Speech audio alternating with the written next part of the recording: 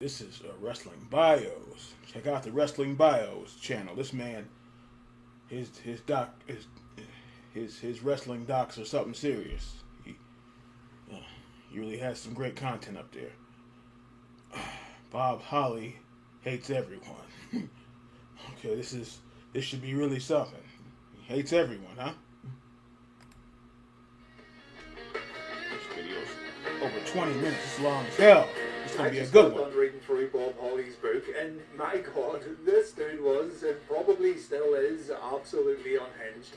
The amount of quotes I found in this book that were either controversial, funny, or just downright ridiculous is completely off the charts. So today, I'm going to save you the hassle by reading some of the more juicy bits found in old Bombastic Bob's autobiography. I will say it's actually a good read, and you should most definitely pick it up. Though Bob wants to make it very, very clear that he's a real hard man, you do end up rolling your eyes quite a few times because there's absolutely nothing more important to Holly than protecting his own self-image of being a tough guy. But admittedly, it does make for some good reading too. Holly rips apart everyone while he himself is always in the right. No one's safe, including Shawn Michaels, John Cena, Triple H and others. So let's start as I pick out a few paragraphs from Bob's life story. Keep in mind that these quotes have been abridged just to make them a bit easier to digest in video form. So do check out the full book if you want things a little more fleshed out.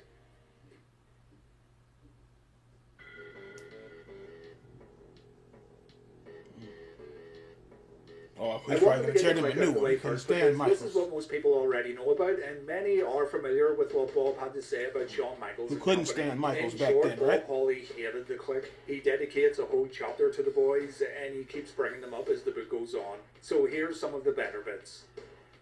Before Triple H, Shawn was the biggest asshole in the company. He was a complete dick. When I started, he had been decent to me, but as time went on, he turned into an arrogant smartass. We were in Europe when I first butted heads with the Kliq. After my match on our first night in Germany, I got showered and dressed, then went to the kitchen to get my food. It wasn't there. I thought that was a little strange. Same thing the next night and the night after that. I went with Rick Martel into the kitchen the next day, and again, my food wasn't there. Rick asked what was going on, and I told him my food had been missing for the past 3 nights. I said I'd been filling my card out, but there was never any food. Rick looked around with me. He didn't find any food, but he found my card. It was torn into pieces on the floor. I figured this was somebody's way of ribbing me, but to me, that's a dirty rib. You don't mess with somebody's food or clothing. Randy Savage would inform Bob that it was HBK who tore up his food order card, so Holly went. Okay, that I agree with that part. You mess with a man's food and stuff. Come on now. Like supposedly, they said what's the name? They tried to feed the man a crap sandwich. How about that? That's not funny. See, some of this stuff is just like I said. Okay, the guy walked through the door, dumping some ice water on his head or something. Okay, but messing with the man's food and tearing up his clothes or something. That's because somebody else was talking about that. Yeah, you messing with somebody's clothes and stuff and tearing their stuff up because they're on the road. They can't always go back home when they wanna. But leave shit alone where it was at. Leave it alone. Paid Shawn Michaels a visit. HBK and Scott Hall were in the showers. Don't worry, I've got this, and I shut the door behind me. Scott Hall was milling around and Shawn had just got done in the shower. I said, Shawn, what's your fucking problem with me? He looked at me and said, I don't know what you're talking about. I said, you don't know? I don't think I need to remind you. If you have a problem with me, you come up to me and discuss it with me. But the next time you touch my fucking food, I swear to God, I will cut all your fingers off with bone cutters. Do not fuck with me. Scott jumped in and tried to be a tough guy, so I turned to him and said, Motherfucker, don't come any closer or I will fucking drop you. He backed up, playing all cool and everything, and said, hey, come on, there's no need for this. I responded, I'm nobody to f with, Scott, don't try me. Shawn didn't say a word. I turned around and walked out of there. Randy and Rick were standing outside the door, laughing and carrying on. Randy looked at me and said, that's the way you fucking handle things, right there. Oh, Savage would have beat his ass too. Savage don't play that now. I was heading into catering. I saw Scott and Kevin Nash sitting on one of those stage equipment boxes, being dicks to everybody who went by. Kevin smarted off at me, so I stopped, looked at him straight in the eye, and in front of everybody said, you say one more word to me and I will knock your ass out. Then I drew an X on his chin with my finger and said, "This is where I'm going to hit you." Nash couldn't believe it. Everyone tiptoed around backstage because they knew the members of the Clique had it. I don't know about that one now, but it's Nash another one. He did taking his shit now, but I don't know. That's I'm gonna hit you right there. I don't know. This is secondhand information. So, but back to the food thing. You leave people's food. Look, that ain't funny. That's about as bad. That's like a person, okay, walking up and getting balls spitting in your food. That's okay. That's enough to break a person's neck. A lot of influence over Vince, and were more than happy to use it. Everyone was job scared. The Clique just kept on f***ing with people and wanting to work with only each other, hogging all the money.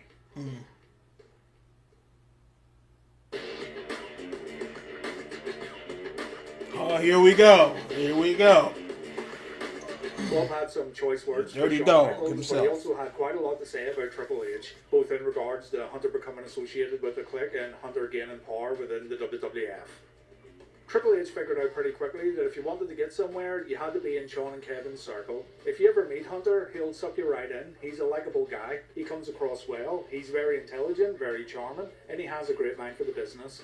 Shawn and Kevin let him in, although they sort of used him as a bag boy for a while to carry their luggage. Maybe that's where I went wrong. If I'd have gone up to Shawn and kissed his ad. I remember interview with Bam Bam. He said the same thing. So maybe there's truth. He said that I remember when you were carrying Michael's bags, you freaking douche.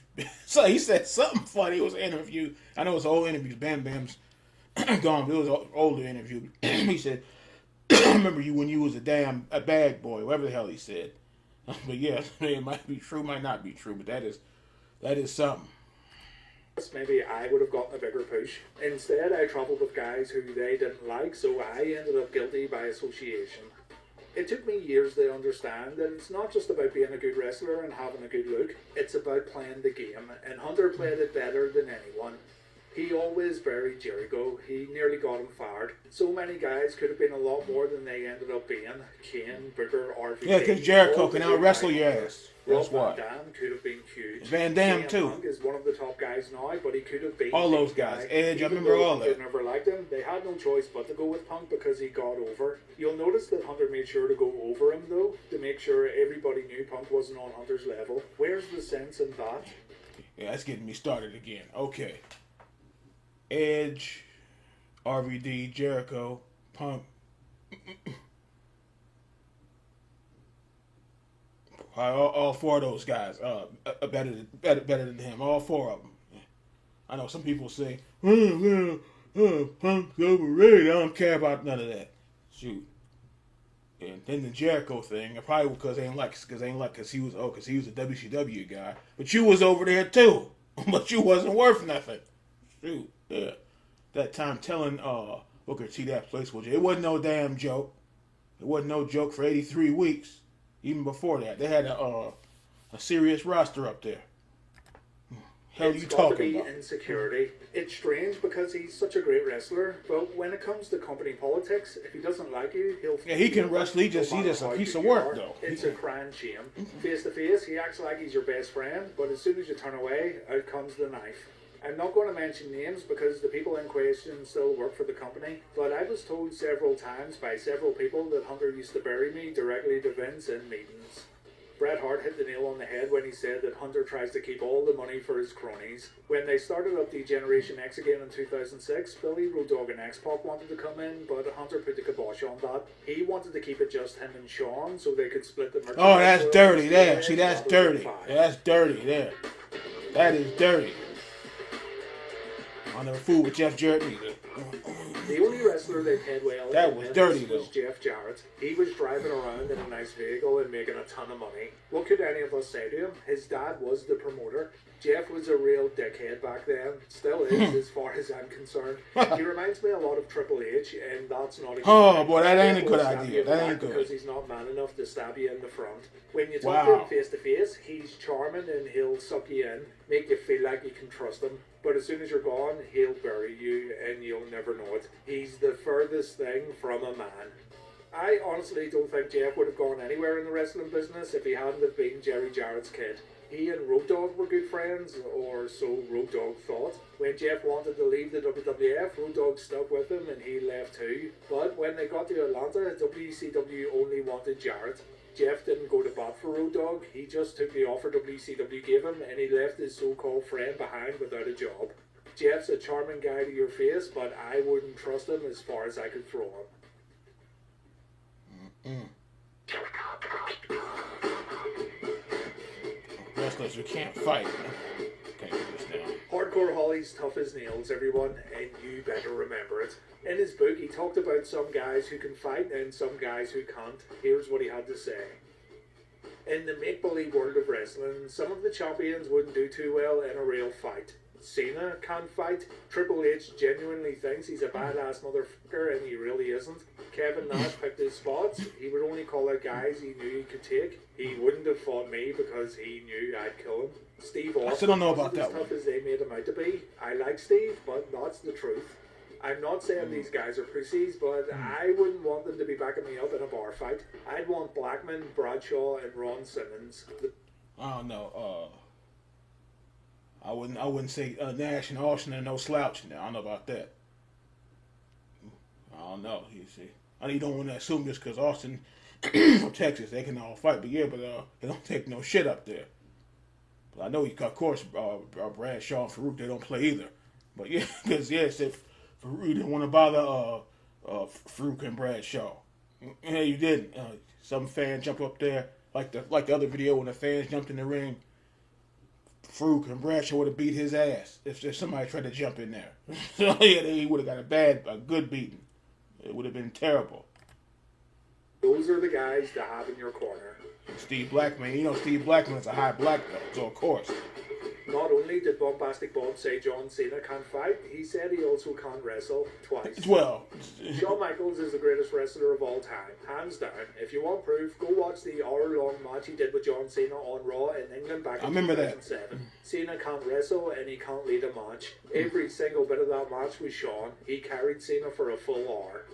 The main event of WrestleMania in 2011 was John Cena versus The Miz, and it was horrible. Despite the fact that John's pretty much the hardest working man in WWE, he's not a good wrestler. Miz isn't much better. He's improved, but he's nowhere near good enough to be WWF champion, the main event in the biggest show of the year.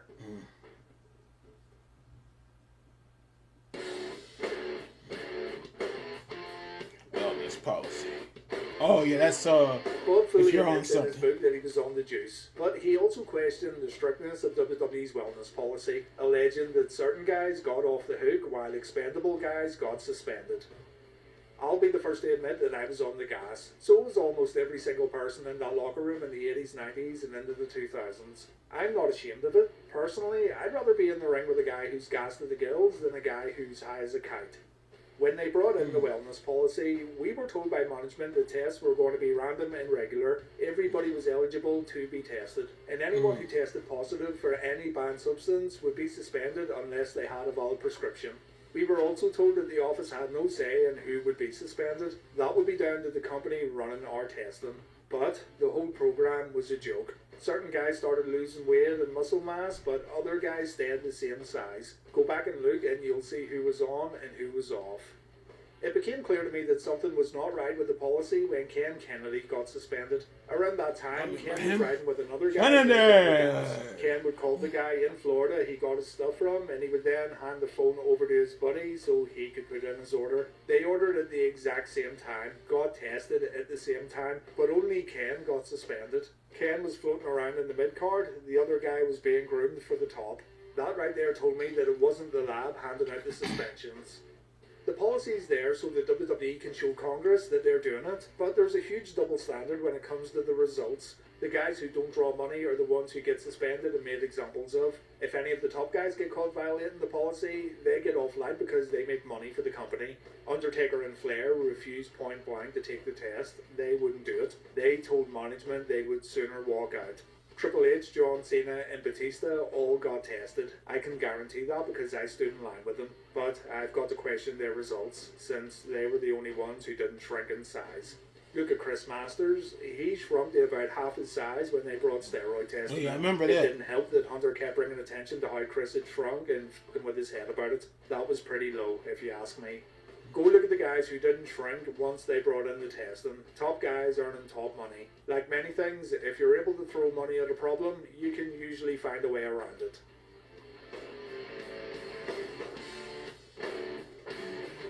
One of the more famous hardcore Holly this. incidents was when he showed up to the WWF's Tough Enough reality show and he legitimately beat up young trainee Matt Capitelli. Here's what Holly had to say in his book. Matt Capitelli happened to be there when I got in. I knocked him down in the corner and started stomping on him. As I've said a million times already, I work stiff, but I don't set out to hurt people. But he was flailing around and trying to move. I wanted him to stay down, but he was not following my lead. Anybody who wrestles know that if you're in the ring with someone more experienced than you go where he puts you and he controls what happens. It looked like he was Capitelli moving. should have known it too, but he still squirmed and he tried to get up. He ended up getting a boot in the mouth, which busted him open. The producers from MTV wanted Big to step in and stop the match, but he told them not to be stupid. I guess reality got too real for MTV. Sure, I got rough with him, I'll admit it, but I'm rough with everybody. I took it upon myself to teach him what wrestling's like. Wrestling is a rough business. I didn't bust his nose or do anything to him that hasn't been done to me, or that wouldn't be done to him at some point in his career. The next day, they filmed Matt Capitelli crying like a fucking girl, saying he wanted to go home because he had been roughed up a little bit. He had a black eye and a busted lip. I can't tell you how many black eyes and busted lips I've had, and not once did I ever complain about it. Here was this kid on a show called Tough Enough, and he was ready to go home because he got a little hurt. They ended up talking him into staying. They should have let him quit as far as I'm concerned. If he's going to go on TV and cry about me being rough with him, he had no business in wrestling. Years later, he ended up with a brain tumour, and I felt really bad for him, but he never would have made it in the business. I know it because of the way he carried on after his run-in with me. He didn't think getting hurt was part of the business. Are you kidding me? I was there with cracked vertebrae and a shattered disc in my neck, about to go into surgery the next day, and I was in there teaching him how to work, getting on with it. He got a busted lip and wanted to quit the business. Wrestling was definitely not for him.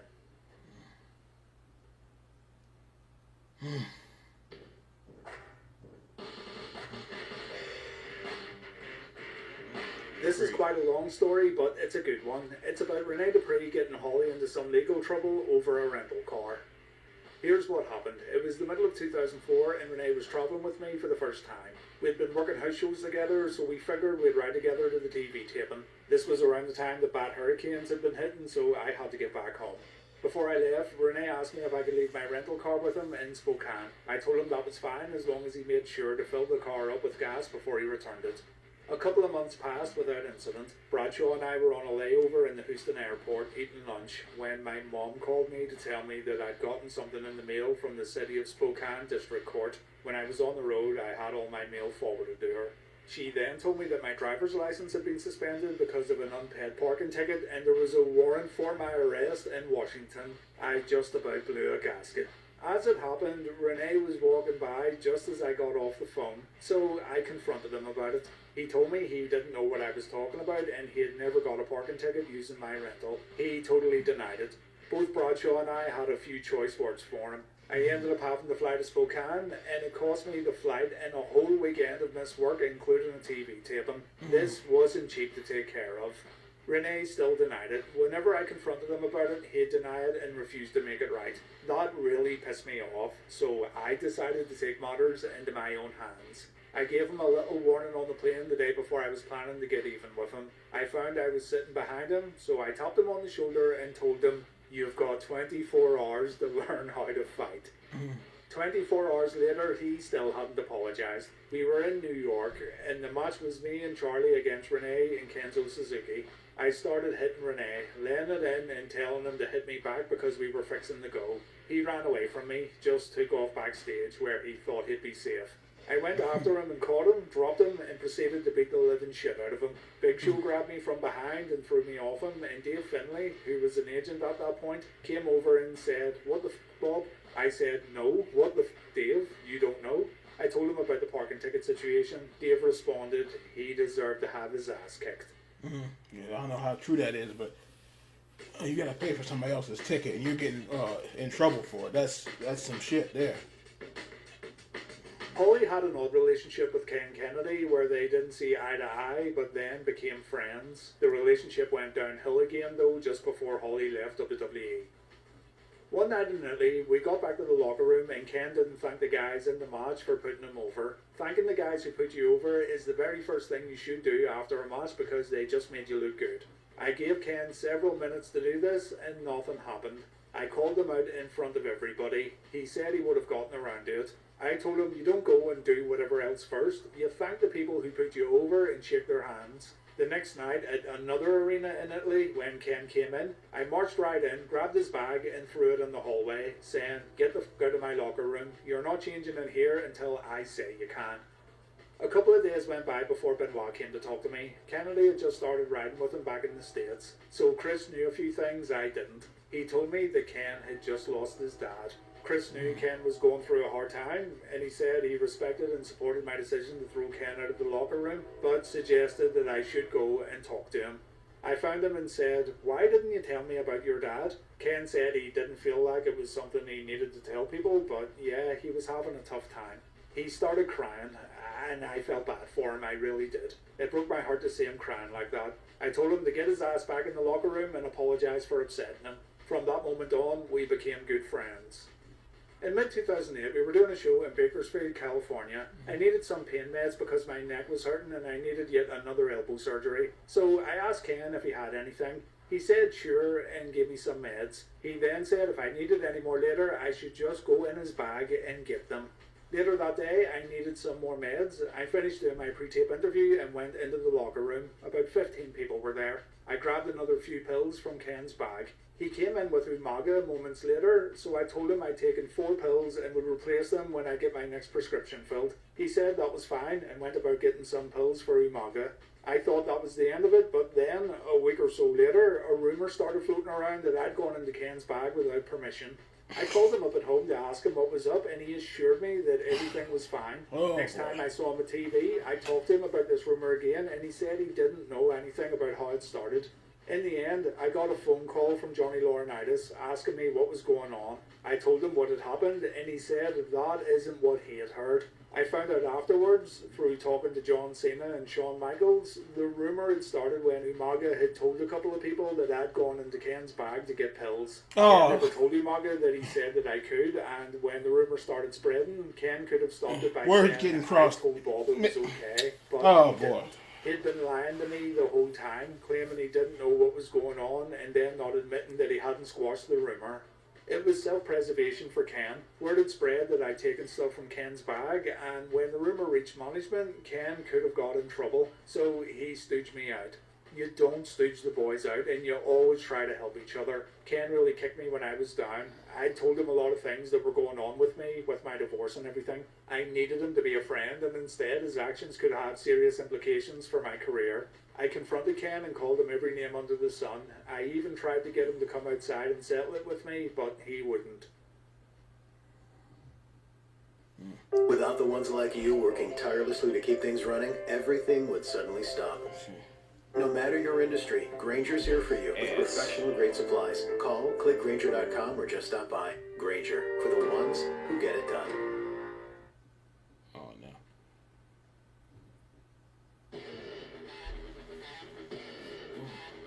What's his problem with Orton? In mid-2002, Randy Orton started with WWE and they asked me to work with him in his TV debut. They knew he was a hothead, so they wanted me to test him. JR came to me and said, "We want you to beat the shit out of this kid. Let's see what he's made of." I was super rough with him. He never complained. Look at him now. He's one of the best in the business. Oh, yeah. His attitude Maven and talked temper about did get him in trouble elsewhere, though. He got pushed fast and started... I think I reacted to this. People were talking about was Hardcore Hollywood Bully. And Maven said he got pretty snug with Orton, and Orton didn't cry and complain about it. He just handled his business, and that was it. And he said no problems. He said all these other folks, he said nobody wants to hear all this crying and complaining. I mean, it was a different a bunch of interviews put together. making money for the company, so he got away with a lot. He failed several drug tests, but wasn't really reprimanded. I think he got suspended a couple of times, but nowhere near as many as he should have been. He probably should have been fired for his behaviour at times. He lost his temper so badly that he destroyed a 5-star hotel room, causing over $15,000 worth of damage. We were all in the banquet room waiting for another plane while Randy was off wrecking everything he could get his hands on. Triple H left his credit card with the desk and told him to charge the cost of repairs to him. Admittedly, I thought that was pretty damn noble. Do you think Randy got fired for his actions? Oh, I thought that of he course not. made Orton pay for it. Batista. Look at Batista. Don't get me wrong, I like Dave, but when they started his huge push, he was one of the worst wrestlers to ever step into the ring, and he couldn't talk either. A few of the boys have tried their hand at MMA when they got done with wrestling. Dave Batista had a great look for wrestling, but I wasn't sure how well MMA would work out for him. Once, when I was playing around with Dave in the ring before a show in Louisville, I tied his ass up. Kevin Fertig and a bunch of other boys saw this go down. Dave started panicking and yelling, "Let me go." Everyone laughed. He started in on Booker at another point, and Booker knocked his ass out. Oh, I know about that now. I really like that it, wasn't no but I joke, don't boy. think MMA Booker T for don't him. play now. In his first match, he was lucky he won. He was on defense the whole time until he got a takedown. I don't know how far he's going to get in MMA because there's a difference between fighting some overweight guy and competing at the top level. Still, he said he was going to do it, and he did it, so people need to get off his back. Melina and Batista had something going on when she was with John Morrison. John was an idiot for being okay with that. When he found out, he should have been a fucking man and whipped Batista's ass. John could have taken Batista in a fight for sure. He was just afraid he would lose his job because Batista was one of the top guys who was living in Hunter's colon. Oh no, that's something. This is really just the tip of the iceberg. In the book, Holly also talks about Montreal, the injury sustained during his short feud with... Oh, that neck. I remember that. With Lesnar. Woo! Woo! And Neck loads was of hurting. other tales about how much of a hard man Bob Holly really is. It's worth reading for sure, so do check it out when you get a chance. That's all from me, and hopefully you enjoyed this look into wrestling's ever-lovable, squishy, tough guy, hardcore, bombastic Bob Sparky Holly. Thank you for watching, Spark. and please I remember that. take care. Sparky Plug. He hates that name. No, that's a fact. Now, you call him Sparky, you might get thrown on the damn ground. But yeah, the Lesnar thing. Yeah, that was bad. Because he folded him up, right on his head. That was rough. And finished the match, I think. Whew. That's why I say these wrestlers are tough as hell. Like wrestling with a broken neck, your quad getting blown out, and still wrestling. Oh boy. A lot of the stuff Holly was saying has some truth to it, and some of it I shake my head. But, running up bills and somebody else got to pay for it. How about that? Okay.